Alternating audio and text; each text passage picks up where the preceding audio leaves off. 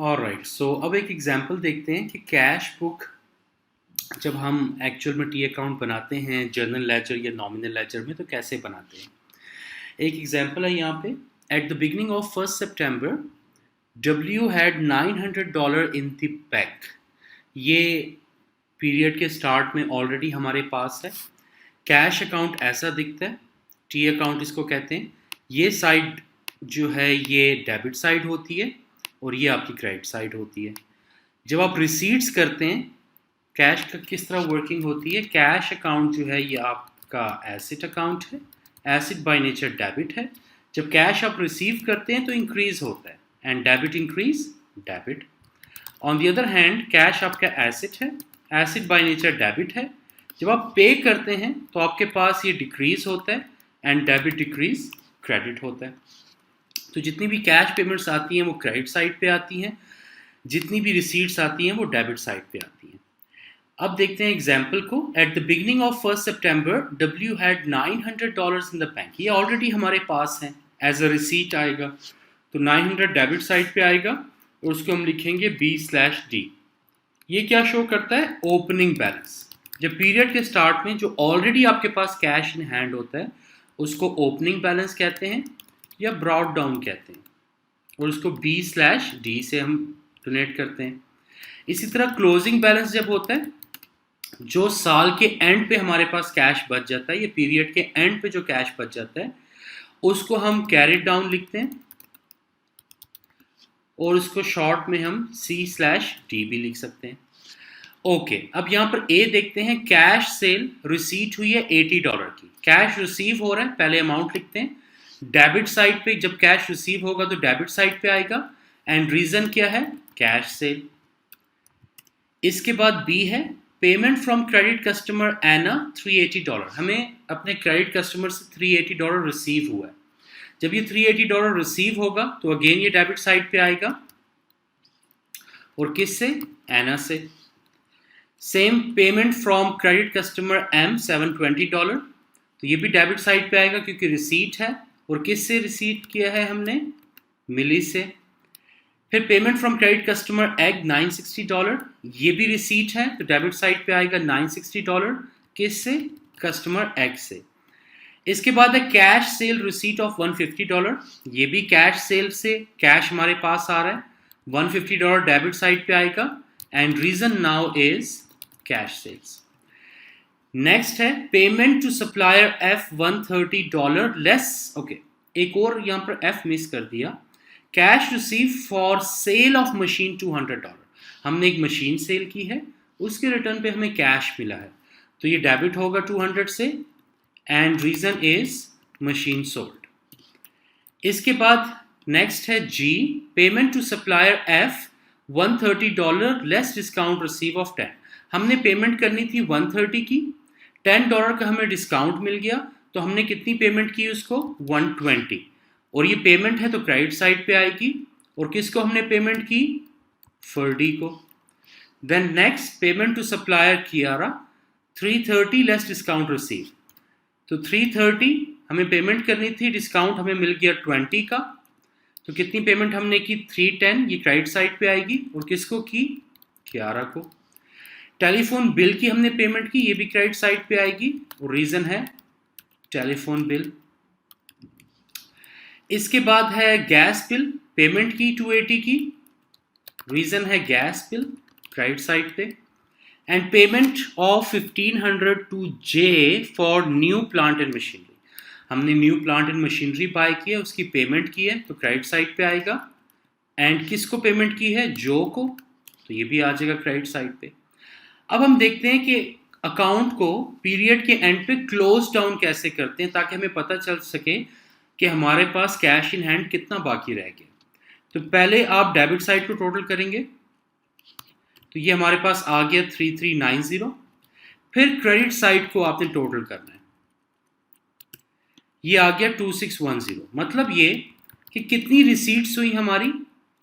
3390 हमारे पास रिसीव हुआ cash. Payments हमने कितनी की? 2610 की। बाकी कैश कितना बच गया हमारे पास? 780। अब ये 780 डेबिट साइड पे आना चाहिए या क्रेडिट साइड पे? ये उस साइड पे आएगा कि दोनों टी साइड्स जो है टी अकाउंट के ये बैलेंस हो सके। बैलेंस करने के लिए हम ये देखेंगे कि यहाँ पर ये जो है ये शॉर्ट है क्रेडिट साइड, तो ये 780 हम इस तरफ ऐड कर लेंगे। जब 780 ऐड करेंगे तो दोनों साइड्स बैलेंस हो जाएंगी। इसको हम लिखेंगे C/D कैरी डाउन और क्लोजिंग बैलेंस। साल के एंड पे $780 हमारे कैश अकाउंट में बच गया। अब नेक्स्ट ईयर ये क्लोजिंग बैलेंस जो है ये नेक्स्ट पीरियड का ओपनिंग बैलेंस बनेगा। अगर ये क्लोजिंग बैलेंस क्रेडिट साइड पे आ रहा है तो ओपनिंग बैलेंस जो कि नॉर्मल बैलेंस होगा तो उसको ऑपोजिट साइड पे आना चाहिए। हम लिखेंगे B/D brought down for the next year और ये होगा $780। मतलब ये कि इस साल के एंड पे या इस पीरियड के एंड पे $780 रह गया हमारे पास और नेक्स्ट पीरियड के पहले दिन हमारे पास ऑलरेडी $780 मौजूद होगा। So this is the way how we do ledger accounting for cash book or cash T account. I hope you are clear with this. Next एक और एग्जाम्पल है कैश बुक की। Which of the following will not be entered in the cash book? Okay, देखते हैं one by one. Check received, हमें cash मिला है, चाहे कैश इन हैंड है या कैश में बैंक में मिला है, कैश इन्वॉल्व है, so this will enter in the cash book. ठीक है, ये तो कैश बुक में एंटर होगा। इसके बाद बी है payment to receivable ledger customers. हमने कुछ क्रेडिट सेल की थी कस्टमर को, उन्होंने सेल्स रिटर्न की और अब हमने उनको पेमेंट की है, रिफंड दिया है। जब आप उनको रिफंड दे रहे हैं तो ऑब्वियसली इसमें भी कैश इन्वॉल्व है, पेमेंट कर रहे हैं क्रेडिट कस्टमर्स को, तो ये भी लाजमी बात है कैश बुक में आएगा। सप्लायर्स इनवॉइस, ये क्या है? क्रेडिट परचेज है, इसमें कोई कैश इन्वॉल्व नहीं है, तो सप्लायर इनवॉइस जो है ये कैश बुक में नहीं आएगी। तो कहाँ आएगी? कौन सी डे बुक में आएगी? यस, परचेज डे बुक में। इसके बाद डी एंड ई है credit note and debit note. ये दोनों ही क्रेडिट ट्रांजैक्शंस में इन्वॉल्व होते हैं। So credit note and debit note, ये लिख लेते हैं, credit note and debit note, ये दोनों ही credit sales and credit purchase में इन्वॉल्व होते हैं। या ये सेल्स डे बुक में रिकॉर्ड होंगे या परचेज डे बुक में रिकॉर्ड होंगे, कैश बुक में तो नहीं होंगे, तो ये भी कैश बुक में रिकॉर्ड नहीं होंगे। Bank charges debited to the bank account, bank ने कुछ चार्जेस, बैंक चार्जेस डिडक्ट किए हैं, कैश इन्वॉल्व है, ये भी कैश बुक में रिकॉर्ड होगा। Overdraft interest debited to the bank account, हमने कुछ इंटरेस्ट पे किया है बैंक अकाउंट को, ओवरड्राफ्ट इंटरेस्ट डेबिट, यस, हमने कुछ ओवरड्राफ्ट इंटरेस्ट पे किया है अपने बैंक को वापस, तो ये भी कैश इन्वॉल्व है, पेमेंट है, तो ये भी कैश बुक में आएगा। Payment for a non current asset purchase on credit, अब हमने एक नॉन करंट एसेट क्रेडिट पे परचेज किया था और अब उसकी हम पेमेंट कर रहे हैं, तो जब पेमेंट कर रहे हैं तो कैश बुक में जाएगा। Refund receive from a supplier, कुछ हमने परचेजेस की थी, वो परचेजेस हमने रिटर्न कर दिए अपने सप्लायर को और सप्लायर ने हमें रिफंड दे दिया। रिफंड दे दिया मतलब कैश रिसीव हुआ, तो ये भी कैश बुक में रिकॉर्ड होगा। डेप्रिसिएशन, डेप्रिसिएशन अभी हमने पढ़ा नहीं है, आगे पढ़ना है, बट डेप्रिसिएशन आपने हमेशा याद रखना है, it's a non cash expense.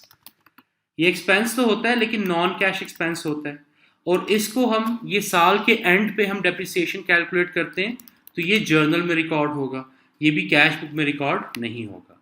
तो ये चार आइटम्स जो हैं ये कैश बुक में रिकॉर्ड नहीं होंगे।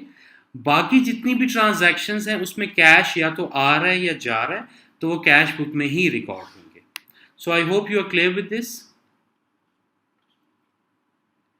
इसके बाद नेक्स्ट एक एग्जांपल है नॉमिनल लेजर की। अब नॉमिनल लेजर में क्या होता है, हमारे पास बहुत सारे डिफरेंट टी अकाउंट्स होते हैं। इस एग्जांपल का पर्पस ये है कि आप आइडेंटिफाई कर सकें कि कौन सा टी अकाउंट किस टाइप का होता है। वो नॉन करंट एसेट है, करंट एसेट है, करंट लाइबिलिटी है, नॉन करंट लाइबिलिटी है, या क्या है, या कौन से फंडामेंटल को बिलोंग करता है। पहले देखते हैं plant and machinery. Plant and machinery आप बाय करते हैं and you are expected to use for more than a year, तो ऑब्वियसली ये आपका क्या होगा, non current asset. Motor vehicles at cost, ये भी आपका नॉन करंट एसेट है। प्रोप्राइटर्स कैपिटल, ऑनर ने जो पैसा इन्वेस्ट किया है, तो ये कौन सा टाइप होगा, कैपिटल होगा। Inventory raw material, inventory finish good. Inventory जब भी आप बाय करते हैं आपकी इंटेंशन ये होती है कि जल्द से जल्द उसको यूज करें या सेल करें, तो ये दोनों के दोनों जो हैं ये आपके करंट एसेट्स होंगे। इसके बाद टोटल रिसीवेबल्स, आप क्रेडिट सेल करते हैं and you are expecting to get money back in the future, so current asset है, तो obviously account receivable current asset होते हैं। टोटल पेबल्स, जो आपने पे करना है विद इन 1 ईयर अपने सप्लायर्स को, ये आपकी 1 ईयर में पे करना है तो करंट लाइबिलिटी होगी। आफ्टर दैट इसके बाद हैं wages and salaries, rent and rates, advertising expenses, bank charges, motor expenses, telephone expenses. ये सारे के सारे नेम से ही बहुत क्लियर है कि ये सारे के सारे जो हैं ये आपके एक्सपेंसेस हैं, तो ये एक्सपेंस में रिकॉर्ड होंगे। सेल्स, ये आपकी इनकम है तो ये इनकम में रिकॉर्ड होगा। कैश, अगेन ये आपका करंट एसेट है तो करंट एसेट में रिकॉर्ड होगा।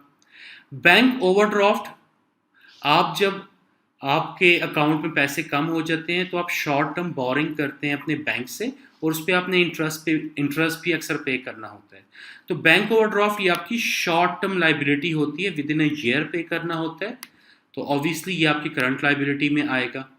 बैंक लोन्स करंट लाइबिलिटी भी हो सकते हैं और नॉन करंट लाइबिलिटी भी हो सकते हैं, but usually bank loans long term loans होते हैं, 1 साल से ज़्यादा के बाद अपने पे बैक करना होता है, तो इसको हम नॉन करंट लाइबिलिटी में ले लेते हैं। लेकिन अगर कोई ऐसा बैंक लोन है जो आपने विद इन अ ईयर पे करना है तो वो हमेशा करंट लाइबिलिटी ही होगी। So I hope you got more idea कि जब भी कोई आपकी ट्रांजैक्शंस होती हैं तो वो किस किस टी अकाउंट में या किस टाइप की टी अकाउंट में जारी होती है इन योर नॉमिनल, मेन और जर्नल लेजर।